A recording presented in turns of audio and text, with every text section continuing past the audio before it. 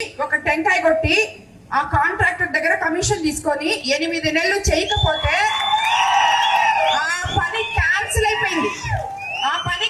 అయిపోయింది. మొన్న ప్రభుత్వం వచ్చినప్పుడు తిరిగి నేను ఆర్ఎంబి మినిస్టర్ గారి దగ్గర, సీఎం గారి దగ్గర స్పెషల్ పర్మిషన్ తీసుకొని రిక్వెస్ట్ చేసి 45 కోట్లతో ఈ రోడ్డు మళ్ళీ మొదలు పెట్టాం. అది ఈ నాయకులకి తెలియదు పాపం. వాళ్ళు మేము తెచ్చాం, మేము టెంకాయ కొట్టాం, అయిపోయింది అంటున్నారు. అలాగే ముదువర్తి కాల్వే 22వ సంవత్సరంలో ఒక దగ్గర టెంకాయ కొట్టారు. ముందు కృష్ణాపట్నం పోర్ట్లో కొట్టారు.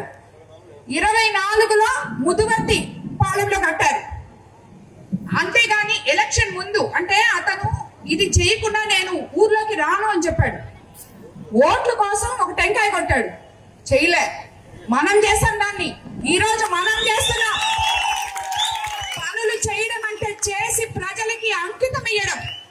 టెంకాయలు కొట్టేసి కమిషన్లు తీసుకోగానే పనులు అయిపోవు. అది గుర్తుపెట్టుకోవాలని చెప్పి నేను తెలియజేసుకుంటాను.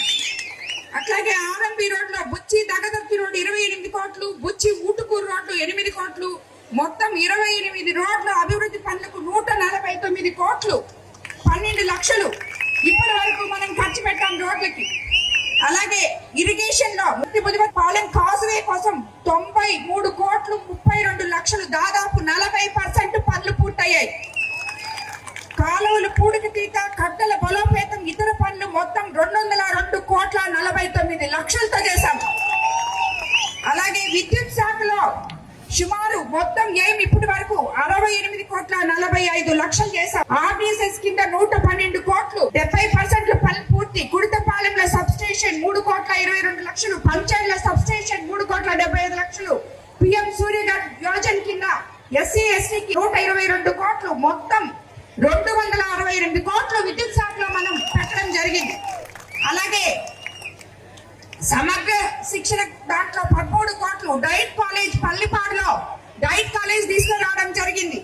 అలాగే దేవాదాయ ధర్మాదాయ శాఖలో 9 కోట్ల 20 లక్షలు ఇవ్వడం జరిగింది. సిఎంఆర్ఎఫ్ కింద, అన్నిటికన్నా ముఖ్యంగా సిఎంఆర్ఎఫ్ కింద 900 మందికి 10 కోట్లు సుమారు అందించడం జరిగింది. అలాగే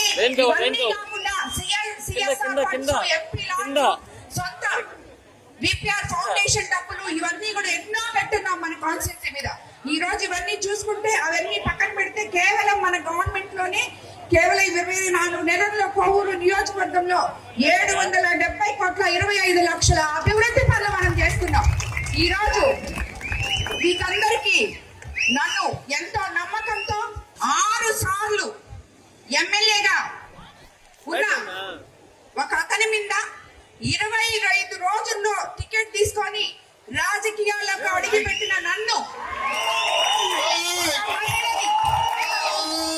ఒక మహిళని వీరు 55,000 ఓట్ల మెజారిటీతో గెలిపించి ఇక్కడ నుంచి అంతకు ముందున్న వాళ్ళని తరిమి కొట్టడం జరిగింది. ఇక్కడ ఇంతమంది మహిళా మనులు ఉన్నారు.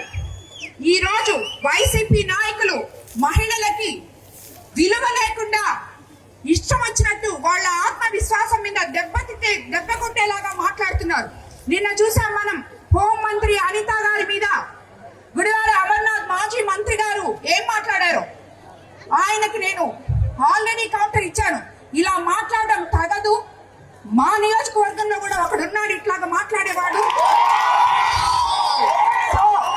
మీ రాజకీయ నాయకులు ఏ రోజైతే మహిళకి మీరు మర్యాదిస్తారో ఆ రోజే మీకు రాజకీయాల్లో ఉండే అర్హత ఉంది. లేదంటే మా మహిళలు మిమ్మల్ని తరిమి కొడతారు. ప్రతి కాన్స్టిట్యున్సీలో మహిళా మనులు ఉండారు అని చెప్పి నేను చెప్పడం జరిగింది. అది నేను చెప్పిన పక్క రోజే ఇక్కడ మన కాన్స్టిట్యున్సీలో ఈ రోజు ఒక పిచ్చోడు మాట్లాడినట్టు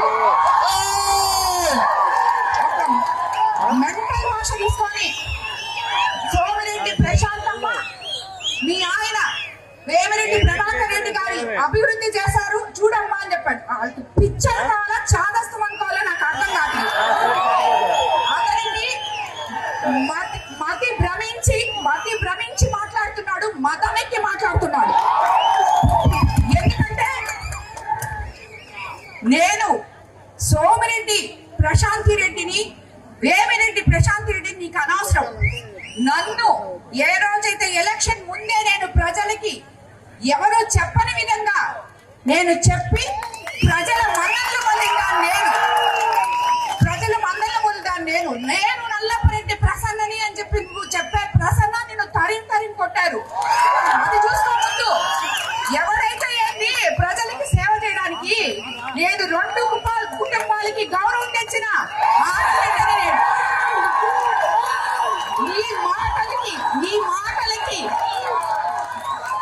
నీ మాటలకి వెనక్కపోతాం అనుకుంటున్నారేమో మీరు. పదే చెప్తున్నా, ఇలా మాట్లాడితే వెనకడికి వేసేది లేదు, నిన్ను వదిలిపెట్టేది లేదు. నువ్వు చేసిన అవినీతి అంతా ఇంత కాదు. ముందు దాని గురించి చూసుకో. నువ్వేమేం చేస్తున్నావో, ఏమేం తప్పులు చేస్తున్నావో చూసుకో. నేను అది చేశాను, ఇది చేశాను. ఏం చేసావు నువ్వు? చేసినప్పుడల్లా ప్రతి దాంట్లో నీ కమిషన్ల కోసం చేసావు. నువ్వు ఏ పని చేసినా దాంట్లో నీకు వాటా ఉండాలి. ఇంతెందుకు, ఇప్పుడు పంచేలో అక్కడ వాటర్ ప్లాంట్ ఉంది ఆల్రెడీ. ఆడ 4 ఇళ్ళు ఉన్నాయి. ఆ ఇళ్ళ దగ్గర వాటర్ ప్లాంట్ అవసరం లేదు. ఎవరో ఒక ఎంపీని కాకబట్టి 7 లక్షలు తెచ్చాడు అక్కడ వాటర్ ప్లాంట్ పెట్టడానికి. అది అసలు అవసరం లేదు అక్కడ. ఎందుకు? ఆ వాటర్ ప్లాంట్ అతనికి ఇచ్చేసి అతని దగ్గర డబ్బులు నువ్వు తీసుకోవడానికి. ఇది నువ్వు చేసే పని.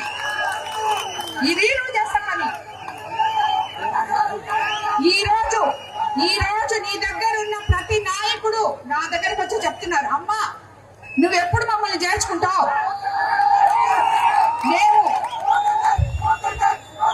మేము ఫోన్ పేలు కొట్టలేక అలసిపోతున్నాం. నువ్వెప్పుడు చేర్చుకుంటావు మమ్మల్ని? మేము ఫోన్ పేలు కొట్టలేకపోతున్నావమ్మా, మమ్మల్ని చేర్చుకోవాలి అడుగుతున్నాను. ఇన్ని నీ వెనకాల పెట్టుకొని నీకు ఎక్కడ హక్కు ఉంది మహిళల గురించి మాట్లాడడానికి? ఏమైనా బుద్ధుందా? ఒకసారి చెప్పాను, అర్థం కాదా? అవును ఏంటి ఇప్పుడు నేను సోమిరెడ్డి ప్రశాంతి రెడ్డినే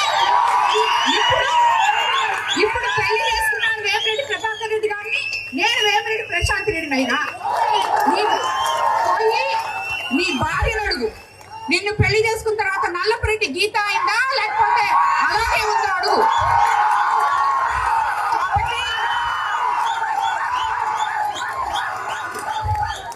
ఇలాంటి చాతావాతాగాని రాజకీయాలు ఇక్కడ చేయొద్దు.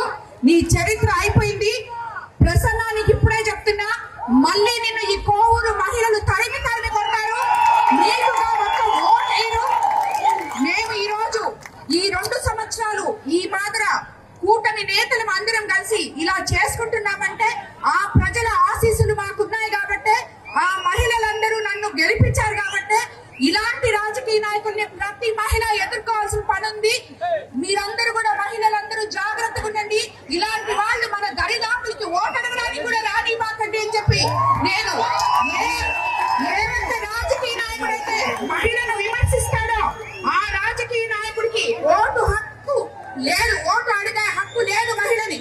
అది గుర్తుపెట్టుకోవాలని చెప్పి నేను తెలియజేసుకుంటాను. మీ దగ్గరికి ఓటు అడగడానికి ఏ మహిళ దగ్గరకు వచ్చినా మీరు తగు సమాధానం చెప్పాలని చెప్పి కూడా ఇక్కడున్న మహిళా సోదరులందరికీ అందరికీ నేను తెలియజేసుకుంటున్నాను. ఈ రోజు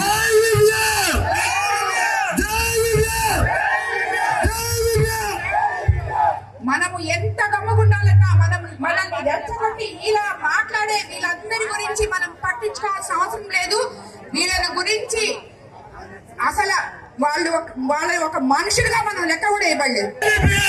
ఈ రోజు మనం ఇదంతా మాట్లాడినందుకు, ఈ మహిళలందరూ నా పక్కన ఉన్నందుకు ఇది అక్షరాల సత్యము. అతను మళ్ళీ ఇంకా మాజీ ఎమ్మెల్యేగానే జీవితాంతం మిగిలిపోవాల్సిందే అనే దానికి ఆ భగవంతుడు ఆశీస్సులే ఈ వర్షమే కారణమని చెప్పి నేను తెలియజేసుకుంటున్నాను. ఇలాంటి నాయకులు, మహిళలని విమర్శించే నాయకులు ఉన్నంత వరకు ఏ మహిళ కూడా నాయకుడికి ఓటు వేయకూడదు అని చెప్పి నేను విచ్చేసిన మీడియా మిత్రులకు కూడా తెలియజేసుకుంటాను. ఎవరన్నా మహిళల్ని విమర్శించి మిమ్మల్ని పిలిస్తే దాన్ని హైలైట్ చేసి మీరు కూడా చూపిపాకండి. అది గుర్తుపెట్టుకోండి. మీడియా మిత్రులు కూడా ఎవరైనా కూడా మహిళల్ని విమర్శిస్తూ మిమ్మల్ని పిలిచి ప్రెస్ మీట్లు పెడితే, ఈ రోజు ఆయన ప్రెస్ అర్జునుడు. ఆ మాత్రం మీరు కూడా మైకులు అక్కడ ఇసిరేసేసి వచ్చేయండి. ఏ నాయకుడైనా కూడా, ఏ నాయకుడైనా మహిళలను పెంచి మీ దగ్గర నుంచే మొదలవ్వాలి, మీ దగ్గర నుంచే మొదలవ్వాలి, విలేకరుల దగ్గర నుంచే మొదలవ్వాలి. ఏం మాట్లాడతారయ్యా మీరు అని ఒక్క మాట మీలో ఒక విలేకరు అడగండి, దానికి సమాధానం ఉండదు వాళ్ళ దగ్గర. అలాంటి నాయకులు ప్రెస్ మీట్లు అవసరం లేదు, వాటిని హైలైట్ చేసి మీరు దాని గురించి థంబ్నెయిల్స్ పెట్టక్కర్లేదు. అది గుర్తుపెట్టుకోండి.